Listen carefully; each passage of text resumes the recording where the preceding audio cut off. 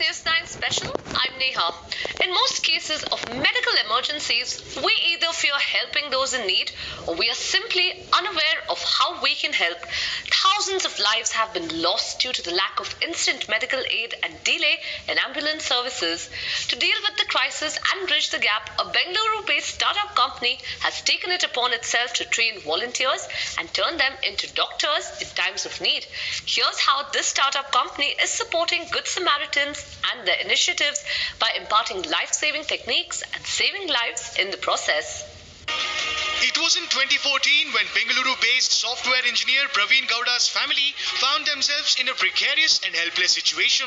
His cousin was facing a medical emergency and had lost a lot of blood. After an agonizing 2 days to find blood donors, Praveen's cousin was saved.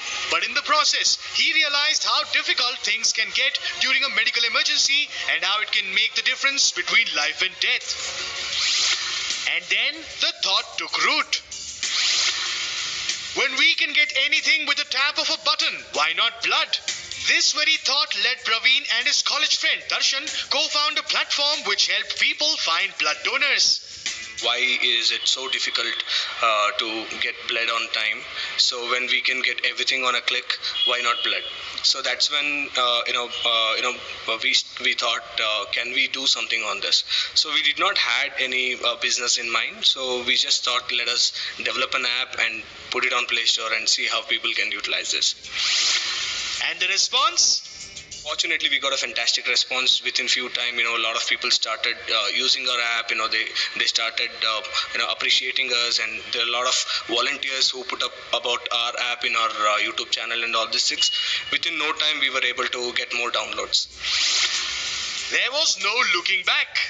While the app started off in 2015, only dealt with finding blood donors, founder Praveen Gowda realized the problem starts right from the time of emergency. This prompted Praveen to add more facilities and services. Initially, the app was meant only for a blood, right? So we were running a IT company by then. We thought, okay, let us not, whatever technology knowledge that we have, can we create an app and then put it on Play Store where a blood donor can connect to a blood seeker, as simple as that. So that was a fund of the app. Like we thought, just people will use this to get connected and then solve their problem. Daily we started interacting with the people. Then we realized, the problem is much bigger than what we thought. It's not only restricted to blood. The problem really starts from the moment when the emergency happened. Right? Then we started including more features into our app. In last 3 years, it happened that we have chalked out our regular business of developing softwares and mobile apps for others, and then we are full time into this now. So we don't anymore do our IT services. So that's being the growth in last 3 years now. And that is how a startup company was born. So it was initially at the name Blood for Sure, which means to say we are going to help. The community is going to facilitate people with blood all the time. Later on, we started adding ambulance, we started adding first aid, we started helping people with getting a nearest hospital information and all this sort of a thing. Operating out of a small office space in JP Nagar, this startup company is a mix of technology and medicine propelled by the power of volunteerism. Around 12 young minds who have a passion for life work in various departments like technology and emergency. They respond to calls, maintain the application, and keep things going. So how does the app work? The app that started off as a helping hand for those seeking blood now deals not just in times of emergency, but also ensures an untoward incident is averted, making it a sort of medical emergency preventive app. So today it works as a platform which helps people during medical emergency. Not only that, our intention is not only to help people during emergency, even we should build a technology and we should build an environment in such a way the emergencies are not going to happen. Yes, of course, we are building a platform in such a way, can we do a prevention? If you look at our app today, people can manage their health routine on a daily basis and they can be educated so that, even there are a lot of situations, lifestyle diseases can be avoided by using our app. So it's more of a preventive and emergency platform that we are developing. The dismal state of Indian medical services. Ambulances to population ratio is grossly low. In a country of 1.2 billion, how many ambulances are there? The answer is a measly 23,989. It simply shows how ill-equipped our medical infrastructure is to respond to cases of accidents, fatalities and medical emergencies. Moreover, hardly half the cases that are attended by these sparingly available ambulances get appropriate medical care and attention. With the current infrastructure, it would easily take an ambulance at least 20 to 30 minutes to reach the spot of medical emergency, and from there to the nearest hospital would be another half an hour given the maddening traffic. This startup company has intervened and bridged the gap. What if we know how to deal with a medical emergency and administer the right kind of treatment while the ambulance is on its way? This is the question that struck the young minds at the company and prompted them to hit the road and train people in dealing with medical emergencies by spreading awareness. Can we educate people? At least they should, till the time ambulance arrives, can they do something? So, then we thought, okay, if our team members, our triage team, our team can learn first aid and help people, similarly, people can also learn on their own. So then we started with this awareness programs on training people what to do during medical emergency. What is your responsibility? Which number to call? First aid is no rocket science. First aid is something as simple as something that we should learn like mathematics in our school, but unfortunately our curriculum did not had a first aid that was supposed to be, right? So I think even an uneducated guy can also learn this technique. These are all very simple life techniques that anybody can learn. So even today we go and train few of the nurses and doctors in their own institute. So we realize this is more of a life skill rather than to be a medical skill. So when I attended this program for the first time, and then soon we realized, okay, it's more of a common sense that we need to use during an emergency, and we need whatever quickly that we can do with the minimum knowledge that we have. So that's when I thought, okay, if I can learn and I can do some sort of things, definitely anybody can do it. And in the process, the employees of this startup company turned into volunteers and trained over 3,000 people from the corporate sector amidst growing demand. Not just corporates, the startup company offers tailor-made programs to right from those in rural areas to athletes and the elderly as well. The startup company even provides free first aid kits.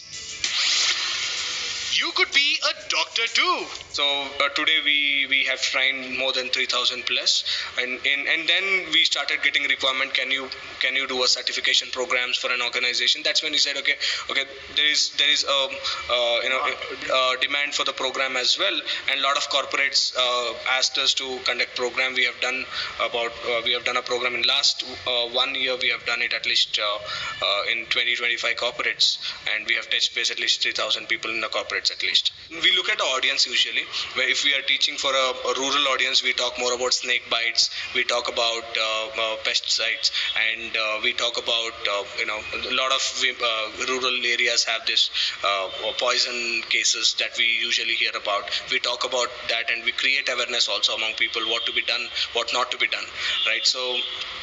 And when we go for the corporates, we talk more about cardiac arrest. We talk about lifestyle diseases, emergencies, stroke. When we train for aged people, we usually talk about Alzheimer diseases, and we also create what are the life-threatening diseases that can happen. And when we usually come for sports injuries, when we go, a couple of times we have trained for sports people, we talk more about muscle strains and sprains emergencies. So looking at our audience, we customize our program and we give more emphasis on the things which could happen to their daily lifestyle. What does the training help with? Usually talk more about life-threatening situations like cardiac arrest. It could be stroke. It could be any accidents like road accident or electric shock or something like that. But we start from a CPR. The significance of golden hour. The golden hour, also known as golden time, refers to the period of time following a traumatic injury during which there is the highest likelihood that prompt medical and surgical treatment will prevent death. While initially defined as an hour, the exact time period depends on the nature of the injury and can be more than or less than this duration.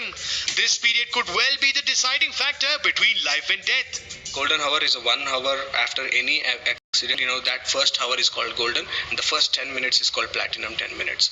Why it is called? Because that's when we could probably save a life, even when we think that a person is about to die. So why it is important? Because in any of the developed countries as well, even if you take US, UK, an ambulance or a train attendant will take minimum half an hour to reach out there, right? So let's assume if somebody fell down right now here, so we might call ambulance and we might wait for him, but what is that I am going to do in next 10 minutes is going to decide whether he's going to be alive or not. The biggest challenge. Getting immediate medical attention in the form of first aid within the golden hour period is the biggest challenge. Fear of legal tangles and lack of knowledge of first aid go on to become the biggest roadblocks that prevent one from turning into a good Samaritan. This is where the company chips in and ensures the right kind of knowledge is imparted among the masses, which could eventually save lives. Go back and look at a good Samaritan law. Anybody who know a first aid, even he don't know a first aid, he extend his help to a person in an emergency, he's not under any legal complications. So we are just what is that? Our role is basically to spread whatever we know is right.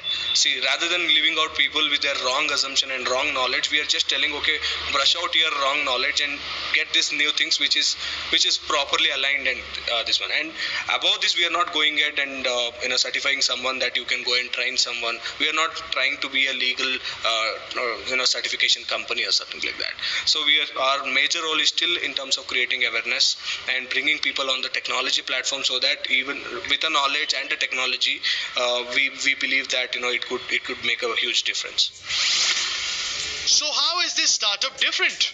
For us, it is a true need of hour, and then we started. It's not that we premeditated this or did a research and then came into this. We just came with a pure demand, and I think there are few more people doing it. But what is that we are doing different from others is we are using both the power of technology and power of volunteerism to make it much more viable and then packaged in a way that it really makes much more sense. See, because a lot of people get trained in first aid. What next? When there is an emergency, what next is a question. In our thing, what happens is when somebody get trained, they can get that information access on their app, and they can get connected to ambulance on the tap of a button. They can get connected to a hospital on the tap of a button. They can even get connected to blood donors. It is a sequential arrangements of the things with the help of technology and an awareness. So that's how we've been able to make a difference in the society. No fancy certificates. For those of you who are looking for some sort of a certificate that claims you are trained in administering medical aid, this is not for you. But if you are one of those who derives a satisfaction in being a good Samaritan by saving lives, then this could give you the kick. There is no fancy degree or fancy title that we could put, but we think that if people are more aspirant about helping life and earning a small earning a salary which is equivalent to their IT job, I think they could open up for this kind of profile. Today, that is one of the biggest challenge.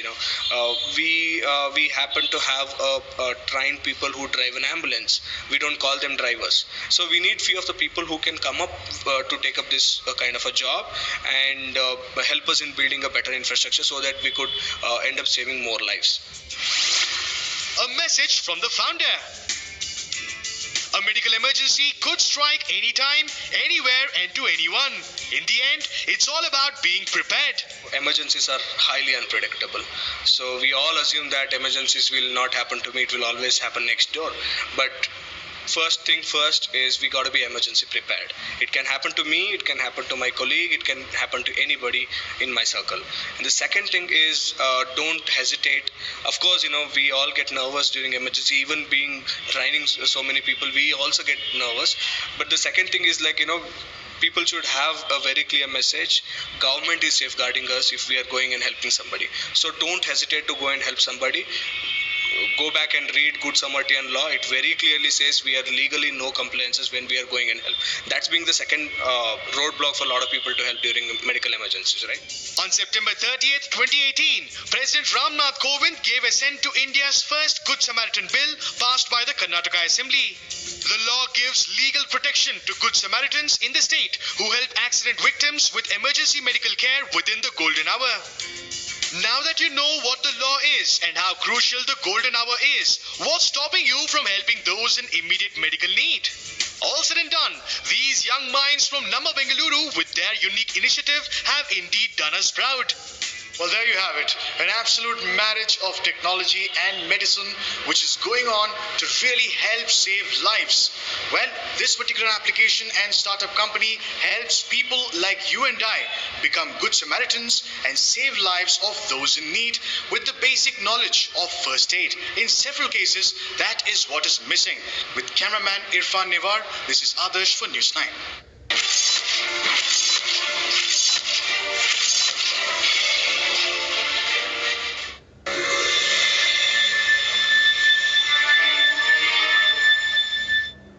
India's coal bowl Jharkhand is turning frightening with each passing day.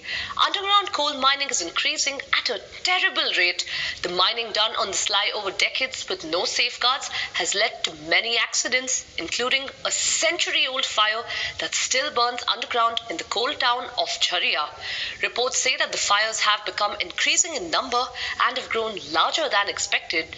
If not addressed urgently, the underground fires could burn down Jharia with enormous casualties.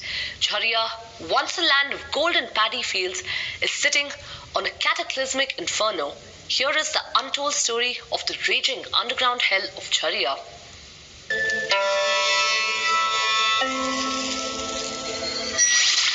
It is fire and black smoke in the coal capital.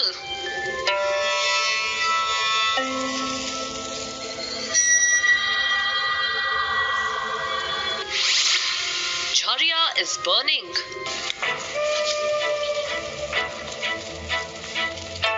Over 65% of India's power comes from locally mined coal. The Jharia fields are the country's biggest reserve with approximately 11 billion tons of coal. Most of the mining done at Jharia is in open pits or strip mines, the reason being it is faster and more profitable, but doing so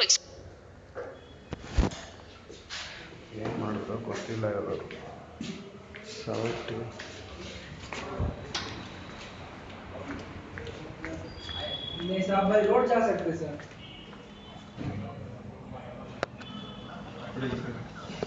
yes sir Hyderabad जा सकते sir आप inbuilt Hyderabad को क्या ಮತ್ತೆ ಹಾಕ್ಬೇಕು हैदराबाद को 24,000 ಮಾಡಿ stop ಇದು ಆನ್ ಮಾಡಿದ್ರೆ ಮತ್ತೆ ರೆಕಾರ್ಡಿಂಗ್ सर वही बोल रहा हूं राजमंड्री को फेक से ना वो बॉडी एक्सेप्ट नहीं करता है ठीक